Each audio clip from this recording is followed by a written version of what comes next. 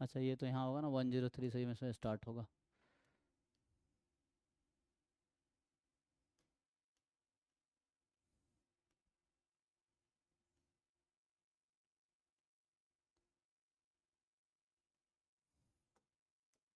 अच्छा इसमें order I think इस पेपर में ना, ये जून 2024 का, इसमें ऑर्डर इसने आई थिंक सेम नहीं रखा था, है ना। देखना पड़ेगा। जैसे ये क्वेश्चन नंबर है 59, तो कहाँ पे है। ओके मतलब ये सेपरेट नंबरिंग किया है ना। मतलब ये इस पेपर में ना ऐसी कुछ नंबरिंग है, ये जो जून 2024 का पेपर है, इसमें part A, part B, part C. Part A में क्वेश्चन 1 से क्वेश्चन 20 होगा। पार्ट बी में क्वेश्चन 1 से क्वेश्चन कितने आते हैं, 40 आते हैं, 25 करने होते हैं। ये पार्ट ऐसा होगा, ठीक है। सो ऐसा इन्होंने, बाकी पेपर में क्या था, जैसे अभी जो हमने देखा है दिसंबर 2024 वाला पेपर, तो इसमें ये था कि part A, part B, part C. तो ए में क्वेश्चन 1 से क्वेश्चन 20 था, बी में क्वेश्चन 21 से क्वेश्चन 60 तक जाएगा, सी में 61 से 120 तक। तो ये अलग अलग पेपर में ऐसा है ना, है।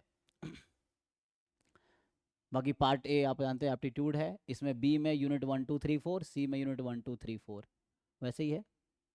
ऐसे आप देखेंगे पार्ट बी में जो आते हैं, तो यूनिट 1 के 12 8 8 12, यहाँ पे भी जो आएगा यूनिट 1 के 18 12 12 18, ऐसा रहता है। और इसमें आपको अटेम्प्ट करने होते हैं 25, तो आप देख लीजिए कौन से 25, टोटल मिला के 25 अटेम्प्ट करने हैं, इसमें 20 अटेम्प्ट करने हैं टोटल मिला के। तो वैसे, और यहाँ पे टोटल आपके पास 20 क्वेश्चन है और 15 अटेम्प्ट करने हैं, है ना। So you have to attempt 15, यहाँ अटेम्प्ट करने 25, यहाँ अटेम्प्ट करने हैं 20। सो वैसा है।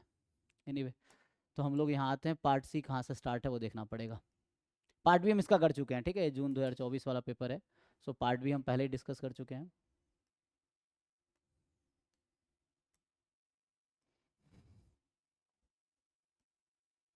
आई थिंक इसमें ना ऑर्डर में नहीं है, जैसे पीछे था ना उसमें उस तरह के ऑर्डर, यहाँ पे ऑर्डर में नहीं है, तो हमें ढूंढना पड़ेगा यूनिट 4 वाले क्वेश्चंस।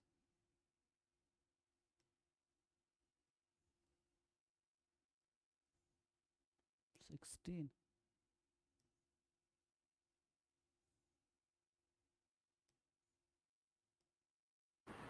सर क्वेश्चन आईडी से सर्च कर लीजिए। अच्छा वैसे कर सकते हैं ना, अच्छा ठीक है, देख लेते हैं रुकिए। सो यहाँ से स्टार्ट है पार्ट सी, है ना, या पार्ट सी लिखा है ना। तो जैसे क्वेश्चन 1 है, हाँ कर सकते हैं आप, देखिए अगर आपको आईडी बताइए, फिर उसमें सर्च नहीं होगा कि इमेज है ये, तो ऐसे सर्च नहीं हो पाएगा। तो ठीक है। सर मेरे पास पेपर है, उसको भेज दे, वो है ऑर्डर पे। है तो भेजिए, कोई बात नहीं, वो ओपन कर लेते हैं। आप ग्रुप में भेजिए, उसको मैं डाउनलोड कर लेता हूँ। अगर है तो जून 2024 वाला ना।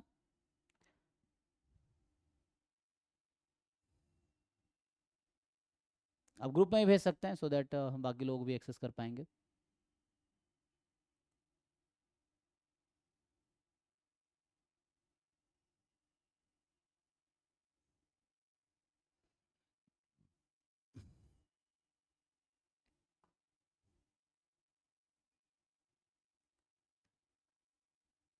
भेजें तो जब तक ट्राई करते हैं। तो ये तो पहला क्वेश्चन है ना, सीक्वेंस सीरीज का है। दूसरा वाला आपका वेक्टर स्पेस का है, मिनिमल पॉलीनॉमियल लीनियर अलजेब्रा का है। तीसरा भी आपका रिंग का है।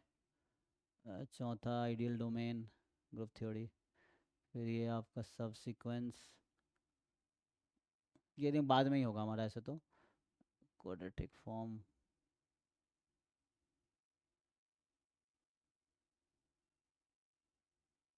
ये कुछ है, देखिए ये प्रोबेबिलिटी का है 7th। तो ये क्या कहना चाह रहा है, consider a 6 face die whose ith face is marked with I dots. I जहाँ पे 1 to 6 है, in a single random throw of a die, let P I denote the probability that the obtained upper face has I dots, है ना। ठीक है ना, ludo खेलते हैं ना, वही जो डाई है तो डॉट दिखा रहता है उस तरह से। So die is roll 240 times independently and following result is obtained. तो बता दिया कि 240 टाइम टॉस किया गया डाई को, रोल किया गया, एंड देन 1 आया 40 टाइम, 2 आया 55 टाइम, 3 आया 40 टाइम, 4 आया 25 टाइम, ठीक है, 5 आया 35 टाइम, 6 आया 45 time. Suppose we want to test H not P I is 1/6 against P I is not 1/6। So all equally likely और नॉट एटलीस्ट वंस आई, है ना, फॉर एटलीस्ट वन आई, ठीक है। तो मतलब वही है कि सब इक्वली डिस्ट्रीब्यूटेड है, यूनिफॉर्मली डिस्ट्रीब्यूटेड है या नहीं है। तो वैसा कहना चाह रहा है कि जो आउटकम्स हैं आर इक्वली डिस्ट्रीब्यूटेड, यहाँ पे ये कहना चाह रहा है, versus outcomes are not equally distributed. So it is given that chi square 5 comma 0.05 data आपको दे रखा है, काई स्क्वायर 5 कॉमा दिस 0. ये है chi square 6 this and so on, ये वैल्यू दे रखा है based on the asymptotic goodness of chi square test. तो आपको non parametric chi square test use करना है, ठीक है। So use chi square test, जो नॉन पैरामेट्रिक टेस्ट है, तो काई स्क्वायर टेस्ट यूज़ करना है आपको। Which of the following statement are true, try करके देखिए। तो ये काई स्क्वायर टेस्ट से हो जाएगा इजीली, आप रिजेक्शन रीजन निकाल लेंगे तो हो जाएगा।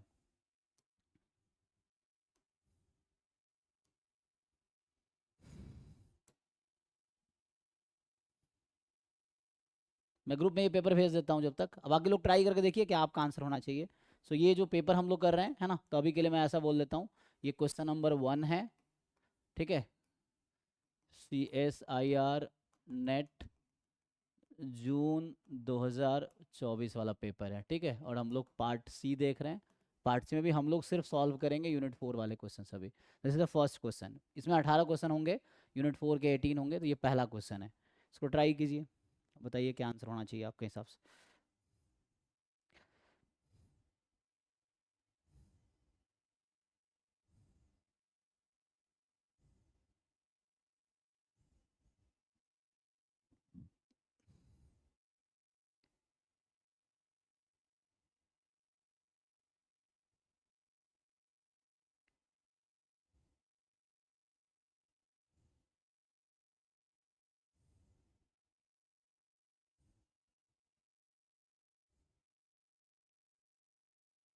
अच्छा भेज दिया आपने ग्रुप में, तो ये ओपन कर ले क्या। इसमें सीरियल वाइज है जो आपने भेजा है अंकित ग्रुप में ना, तो उसको यस सर, ठीक है, 103 से। ठीक है उसको ही ओपन कर लेते हैं, सही रहेगा। तो जब तक ये ट्राई कीजिए फिर उसको ओपन करते हैं, तो यहाँ से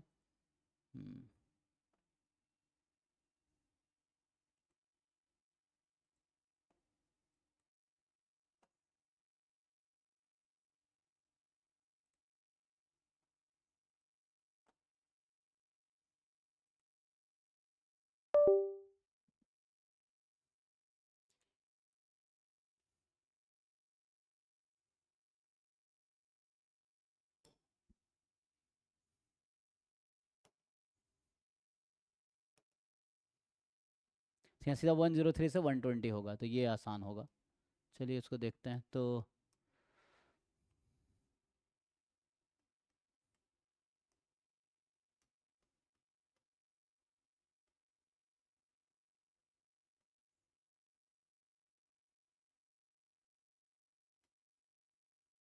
ठीक है, तो यहाँ से स्टार्ट कर लेते हैं, ये 103 से स्टार्ट है। तो 102 आपका इधर है ना, ये मैथ्स का क्वेश्चन है, स्टैटिक्स का, थर्म जो भी डायनामिक्स होता है ना। तो यहाँ से स्टार्ट कर लेते हैं, चलो वो इसमें आ जाएगा, जो पिछला क्वेश्चन कर रहे थे ना वो इसमें आ जाएगा। सो अभी यहीं से स्टार्ट करते हैं। चलो कोई नहीं, इसको ओवर होने दो। तो यहाँ से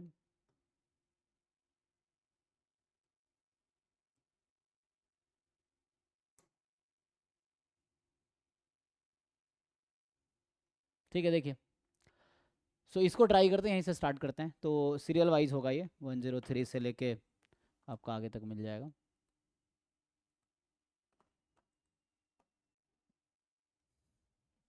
तो ये कह रहा है कि X N be a sequence of IID random variable with mean 0 variance 1। So which of the following statement are true. तो यहाँ पे जस्ट आपको क्या करना है, सो EX है ना, और ये IID है, दे आर IID, वेरिएंस 1 है। So it is not normal necessarily, ठीक है ना।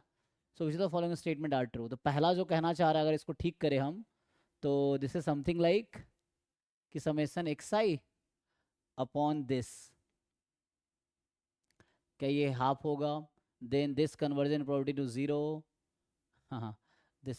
सो ये सब क्वेश्चन कहीं ना कहीं weak law of large number, strong law of large number, central limit theorem, इन तीनों से रिलेटेड है। जैसे ये तो डायरेक्टली आपको पता होगा थर्ड वाला रिजल्ट, कि 1/n summation XI square converges in probability to EX square, और यहाँ EX 0 है, वेरिएंस X 1 है, तो ये 1 आ जाएगा। तो ये तो ओके है ना। तो ये वन वन ही आ जाएगा, तो ये कह रहा है वन, तो ये तो ट्रू हो गया ऐसे ही। फिर आप ये भी जानते होंगे 1/n summation X I converges in probability to E X, तो ई एक्स आपको जीरो दे रखा है, तो ये है ना ई एक्स जीरो है। अब इसका रेशियो भी ले सकते हैं, कोई दिक्कत नहीं है, ठीक है। तो इसका अगर आप रेशियो लेंगे, क्योंकि कन्वर्जेंस इन प्रोबेबिलिटी का जो प्रॉपर्टी है उसको यूज़ करके, सो कन्वर्जेंस इन प्रोबेबिलिटी में आप ले सकते हैं रेशियो। सो ये कट जाएगा 1/n, this will converge in probability to 0 to 1, जो कि 0 हो जाएगा, तो ये भी सही हो जाएगा, चेक कर लीजिए। नाउ बचा ए और डी, तो कहीं ना कहीं ये सेंट्रल लिमिट थ्योरम या फिर देखिए सेंट्रल लिमिट थ्योरम मुझे लगता है काम आ जाएगा।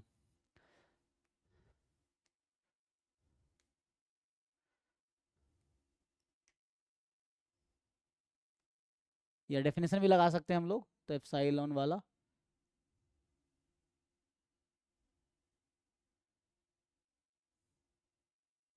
तो अभी मैं डी वाला देखता हूँ, तो जो समेसन एक्स आई है उसका मीन 0 होगा, ईच एक्स आई का वेरिएंस 1 है, तो समेसन एक्स आई का वेरिएंस n होगा, तो स्टैंडर्ड डिवीजन √n हो जाएगा। This converges in distribution to normal 0 1 by central limit theorem. तो ये एक्चुअली हो गया z, है ना, ये वही है समेसन एक्स आई √n, तो ये हो गया probability, this is something like probability z less than equal to 0, जो कि है 50 विच इज हाफ, तो ट्रू तो ये भी आ गया। अब बचा 1 चेक करना बस आपको, तो चेक करके बताइए आप लोग कि इसमें 1 सही है कि नहीं है।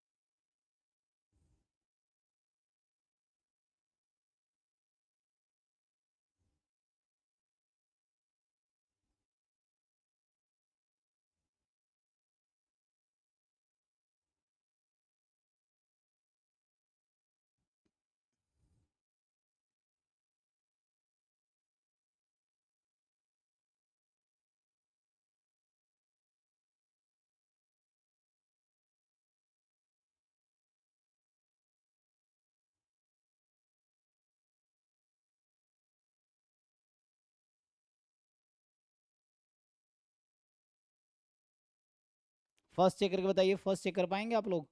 मैंने 2 3 4 तो चेक कर दिया, 1 बताइए ट्रू या फॉल्स।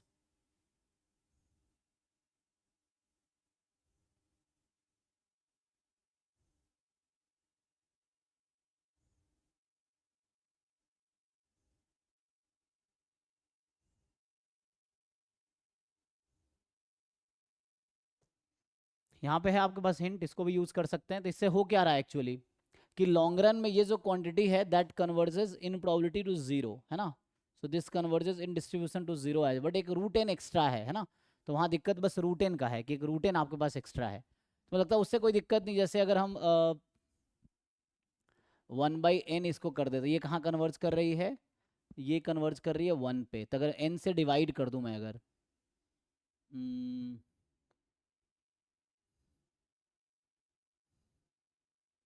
अच्छा छोड़ो इतना बताओ, अगर मैं इसका आपसे एक्सपेक्टेशन पूछूं, क्या इसका एक्सपेक्टेशन निकाल पाएंगे आप लोग? What will be it's expectation? Actually this will be symmetric about 0, right, क्योंकि ईच एक्साई जो है ना, ईच एक्साई सिमेट्रिक अबाउट 0, ऐसा ऐसा इसने लिखा नहीं डायरेक्टली, लेकिन मीन 0 है, तो अगर सिमेट्रिक होगा तो ऐसा डायरेक्टली नहीं बोलते हैं, मतलब आ जाएगा, ऐसा मीन निकालोगे तो 0 ही आएगा, बट हम लोग लगा लेते हैं सेंट्रल लिमिट थ्योरम। तो इसको कुछ हम ऐसा लिख सकते हैं, ये जो मैं लिख रहा हूँ, जो समेसन एक्स आई अपॉन √n, और ये हो जाएगा 1/n समेसन एक्स आई स्क्वायर, ये चल जाएगा इस तरह से। तो ये तो डीजेनरेट रैंडम वेरिएबल है, सो अगर कोई रैंडम वेरिएबल कन्वर्ज कर रही है in probability to a constant, so that will converge in distribution to be a constant, ये भी होगा। तो इवन ये इन डिस्ट्रीब्यूशन भी कन्वर्ज करेगी 1 पे ही, क्योंकि डीजेनरेट है इसीलिए, सो इन प्रोबेबिलिटी है, तो इस वजह से लिख रहा हूँ कि कांस्टेंट, तो this will converge in distribution to 1, degenerate हो जाएगा। और ये वाला अभी हमने बताया कि दिस कन्वर्जेस टू नॉर्मल 0 1, है ना, सो ये कन्वर्ज कर रहा है नॉर्मल 0 1 पे, एंड दिस कन्वर्जेस टू 1, ठीक है। सो कैन वी से नाउ, ये तो 1 हो गया है ना, तो ये क्या नॉर्मल 0 1 हो जाएगा? I think this will work, है ना। तो ये हाफ आ जाएगा, तो ये भी ट्रू हो जाएगा। चेक कर लो, क्योंकि यहाँ ना ये भी नॉर्मल 0 1 की तरह ही for large N it will converge to normal 0 1 centre. या एक काम करो ना, क्रॉस मल्टीप्लाई कर दो, क्या ही दिक्कत है। ये समेसन एक्स आई स्क्वायर क्या है, एक काम करते हैं, क्योंकि ये तो नॉन नेगेटिव क्वांटिटी है, क्रॉस मल्टीप्लाई कर दो। अगर मैं क्रॉस मल्टीप्लाई कर दूंगा तो क्या आ जाएगा इससे, कोई दिक्कत नहीं, you just cross multiply it. हाँ, 1/n करके कर दो, कोई दिक्कत नहीं है। सो इसमें इस तरह से बना के हम लोग फिर ये कर सकते हैं, क्योंकि लिमिट तो बाद में लगाना है ना, पहले उसको हम अरेंज कर सकते हैं। So we can arrange it and then we can apply limit. So actually fourth की वजह से ना फर्स्ट भी सही हो जाएगा, ड्यू टू फोर्थ। पर देखो, कुछ कंफ्यूजन है तो पूछो आप लोगों को जो लग रहा है एक बार।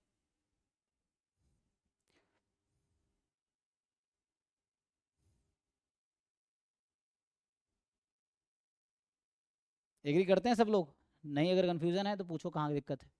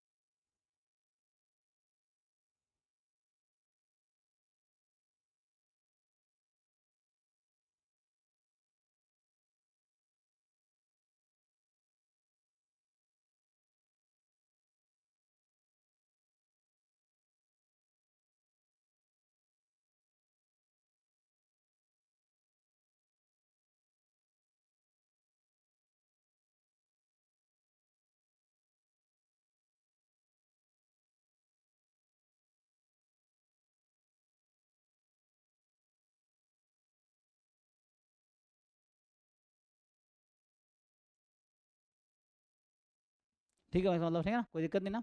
क्योंकि जो ये है ना, ये जो मैं कह रहा हूँ दिस क्वांटिटी, हमने इसको ऐसा लिखा, सो ये तो कन्वर्ज कर रही है 1 पे, तो कोई दिक्कत नहीं आएगी। और ये नॉर्मल 0 1 है, तो एट द एंड ये नॉर्मल 0 1 पे कन्वर्ज करेगी।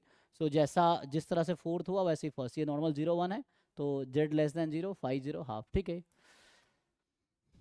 तो चारों इसमें सही हो गया ना। तो एक ऐसा क्वेश्चन था कि इसमें चारों ऑप्शन सही है। एंड नेक्स्ट है 104, ये ट्राई कीजिए। ये ज्वाइंट डिस्ट्रीब्यूशन का क्वेश्चन है, ठीक है। सो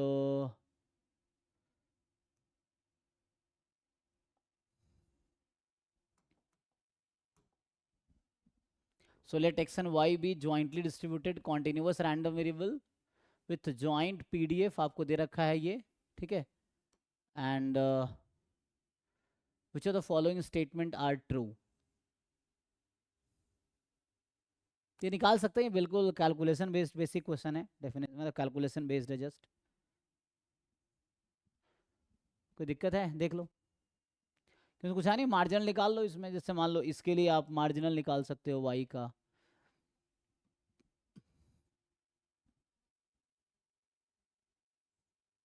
ट्राई कर पाएंगे। बेसिक ज्वाइंट डिस्ट्रीब्यूशन का क्वेश्चन है, तो बस आपको कैलकुलेशन करने हैं, डेफिनेशन लगा के, आसान है। सॉल्व करोगे या मैं सॉल्व करूं, बताओ आप लोग क्या चाहते हो। मतलब मैं वेट करूं या आगे सॉल्व करूं, क्योंकि ये आसान क्वेश्चन आप लोग कर लेंगे, ट्राई करेंगे, तो ये करके देखिए।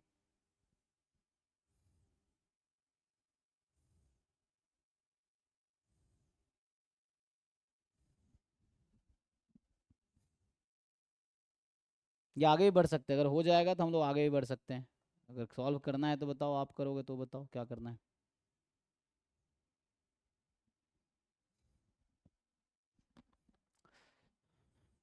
कुछ तो बताओ भाई, क्या करना है, सॉल्व करूं, आगे बढ़ूं या वेट करूं, क्या करूं। कुछ भी करो सर, कोई दिक्कत नहीं है, तो कौन सा हमें सीखना है, मतलब ऐसे टाइम पास करने आए हैं, है ना। ठीक है, आई थिंक सॉल्व करके आइए, तो यहीं स्टॉप करते हैं आज, ठीक है। सॉल्व करके आइए, जब आपको सीखना हो तो आना।